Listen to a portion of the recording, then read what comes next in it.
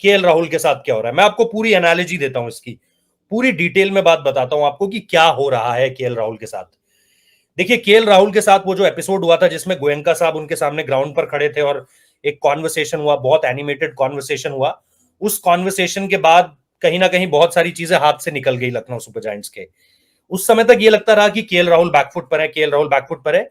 लेकिन उस इंसिडेंट के बाद केएल राहुल ने ये फाइनल कर लिया था कि अब मैं इस टीम से और आगे नहीं खेलना चाहता, because he is a gentleman, because वो एक जेंटलमैन क्रिकेटर है।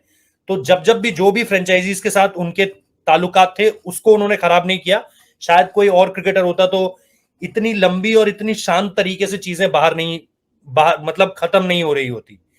चीजें किस तरीके से खत्म हो रही हैं वो आपको भी पता है, मुझे भी पता है, लेकिन इस तरीके से नहीं हो रही होती। अगर शायद कोई और क्रिकेटर होता, थोड़ा एग्रेसिव क्रिकेटर होता, या जो जवाब देने वाला क्रिकेटर है वैसा होता, उस तरह का क्रिकेटर होता, तो शायद चीजें इतनी नॉर्मली खत्म नहीं हो रही होती। बट बिकॉज केएल राहुल को लेकर के वो चीजें साफ तौर पर सामने निकल कर आ रही हैं, तो मैं आपको बताता हूं कि वो डिनर भी हुआ। उसके बाद 2-3 दिन बाद उन्होंने डिनर भी किया, यहाँ दिल्ली में भी बातचीत हुई।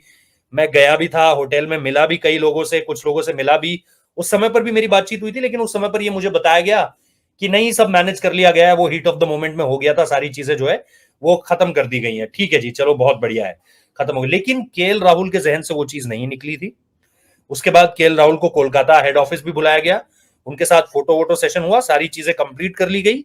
और उसके बाद अगर आप देखोगे तो जो चीजें आई, उन चीजों में ये चीज दर्ज की गई थी कि कहीं ना कहीं केएल राहुल उस समय पर बहुत ज्यादा ऑप्शंस नहीं थे उनके पास ऑप्शंस नहीं थे, और इसका असर जरूर पड़ रहा था उनके फैसलों को लेकर के। कई लोगों ने यह भी कहा कि केएल राहुल उस समय पर पूछने आए हैं कि क्या मेरे लिए आपके पास कोई अपॉर्चुनिटी है, मेरे लिए कोई प्रपोजल है। इस तरह की कोई चीज डिस्कस नहीं हुई। उनको बुलाया गया था, फोटो सेशन हुआ, सारी चीजें कंप्लीट की गई। उसके बाद जब आप देखते हो कि जहीर खान को बुलाते हैं, जहीर खान को जोड़ते हैं, अनाउंसमेंट होती है, वहां पर भी कोई डिस्कशन नहीं होता है। अब जो चीज हो रही है वो ये है कि अब अगर ये लोग केएल राहुल को रिटेन करने भी जाते हैं लखनऊ सुपर जायंट्स वाले, तो केएल राहुल नहीं आएंगे। ये केएल राहुल की तरफ का पक्ष है कि अगर आप मुझे रिटेन भी करना चाहते हो तो भी मैं आपसे नहीं जुड़ना चाहता हूं। मैं लखनऊ सुपर जायंट्स से अब नहीं जुड़ूंगा, मैं ऑक्शन में जाऊंगा। This is what he has finally said. ये आदमी दो ही सूरतों में कह सकता है, या तो अब उसको आईपीएल में अपना कुछ नहीं देखना है कि भाई मेरा हो चुका आईपीएल, अब मैं इसके बाद आईपीएल नहीं देखूंगा। कि केएल राहुल ने एलएसजी को सीधे तौर पर मना कर दिया है कि आप रिटेन भी करना चाहोगे, मैं रिटेन नहीं होऊंगा। केएल राहुल आरसीबी जा सकते हैं, पॉसिबिलिटी है। विराट कप्तानी नहीं करते हैं तो केएल कप्तानी कर सकते हैं। पहली चांस अभी विराट कोहली का, विराट कोहली के अंडर केएल खेल सकते हैं एज एन वाइस कैप्टन। तो जैसा मैं कह रहा हूं कि ऐसा दो ही सूरतों में होता है। पहली सूरत, या तो आप अपना आईपीएल में फ्यूचर कुछ नहीं देख रहे हो। दूसरी सूरत, और पहली सूरत में इसलिए खारिज करता हूं कि केएल अगर कुछ भी, ठीक है, सारी चीजें अगर आप उनके अगेंस्ट भी कर दो तो भी इंडिया प्लेयर है, ब्रांड है, केएल राहुल कप्तानी कर चुके हैं पिछले 4-5 साल में, तो कुछ नहीं तो 10 करोड़ रुपए तो मिल ही जाएंगे। कुछ नहीं, अगर कुछ भी नहीं हुआ तो भी 10 करोड़ तो आ ही जाएंगे। तो इन सारी चीजों के बीच में मैं आपको यह बताना चाह रहा हूं कि दूसरी सूरत यह है कि क्या उन्हें किसी ने कुछ कम्युनिकेट किया है कि आप आओ ऑक्शन में, हम आपके पीछे जाएंगे, हम आपको सपोर्ट करेंगे। ये चीज होती हुई दिखाई दे रही है। केएल राहुल को बीते कुछ समय में फ्रेंचाइजीज की तरफ से कांटेक्ट किया गया है, and the biggest name is royal Challengers Bangalore. Royal Challengers Bangalore को लेकर के मैं आपको पहले भी बता रहा था, स्टेट गवर्नमेंट का प्रेशर है रॉयल चैलेंजर्स बैंगलोर की टीम के ऊपर कि आप अपनी टीम में कन्नड़ा प्लेयर्स को नहीं रखते हैं।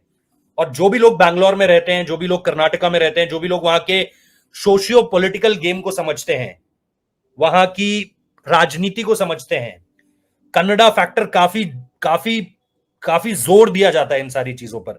आप देखेंगे एयरपोर्ट पे जैसे ही आप लैंड करते हैं, मैं कम से कम पिछले 1-2 साल में 8-9 बार बैंगलोर जा चुका हूं। आप लोगों को भी पता है, जो लोग पहले से देख रहे हैं, कि अलग अलग मौकों पर मैं बैंगलोर गया हूं।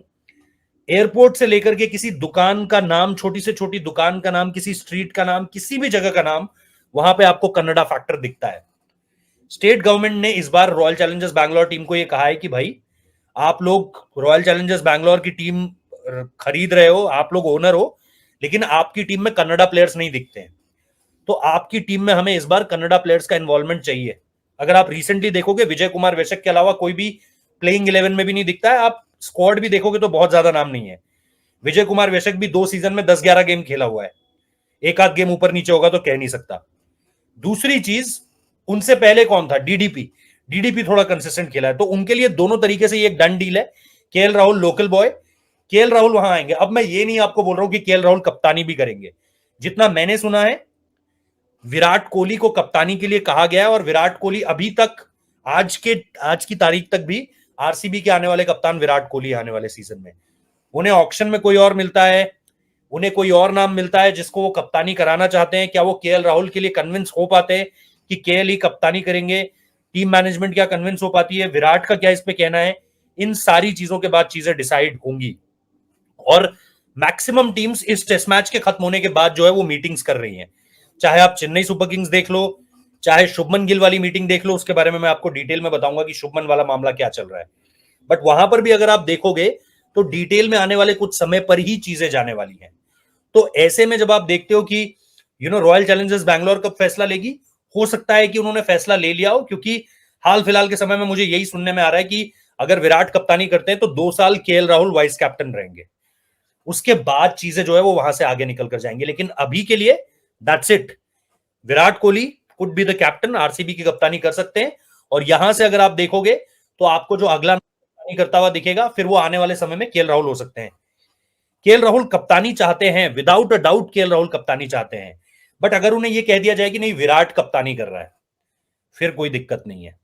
जैसे हार्दिक पांड्या को अगर यह कह दिया जाए कि रोहित शर्मा कप्तानी कर रहा है, तो फिर उन्हें कोई दिक्कत नहीं है। लेकिन अगर इसके अलावा कुछ और चीज होती है तो केएल को कप्तानी चाहिए। बट अगर विराट कप्तानी कर रहे हैं तो उनको कोई दिक्कत नहीं है। Then he can play under his captaincy, जो वो खेले भी है इंडिया के लिए। तो यहां पर यह चीज खत्म होती है। केएल राहुल ने लखनऊ सुपर जायंट्स को ना कह दिया है कि मैं आपके साथ रिटेन नहीं होऊंगा। इट्स अ बोल्ड मतलब मूव है केएल राहुल की तरफ से।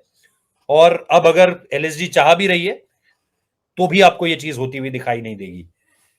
नाउ एलएसजी का इंटरेस्ट क्या है? एलएसजी का इंटरेस्ट है कि उन्होंने तो ठीक है, उन्होंने पहले ही पल्ला झाड़ लिया था केएल राहुल की तरफ से।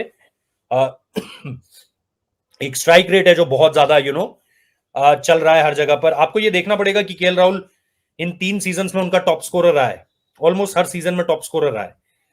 फर्क पड़ता है स्ट्राइक रेट वाले मसले पे, कि स्ट्राइक रेट उनके पास नहीं है। स्ट्राइक रेट की चीज सबके साथ उन्होंने शेयर करी। अदर फ्रेंचाइजीज के पास भी वो चिट्ठी पहुंची है। जहीर खान ने उसे देखा है, जस्टिन लैंगर ने उसे देखा है, और उन लोगों को शायद लगा है कि हाँ यार ये बिल्कुल सही बात है कि ये इसका इंपैक्ट जो है वो टीम पे पड़ा है। तो now they want a different team.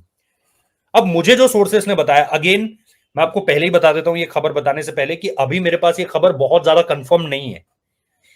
लेकिन अगेन मैं अपने सोर्सेस पर बिलीव करता हूं। कितनी चीजें सही होंगी, कितनी चीजें गलत होंगी, इससे मुझे फर्क नहीं पड़ता। अब तक आप लोगों को पता चल चुका होगा। जब मेरे पास जो जानकारी होगी मैं आप लोगों के साथ शेयर करूंगा।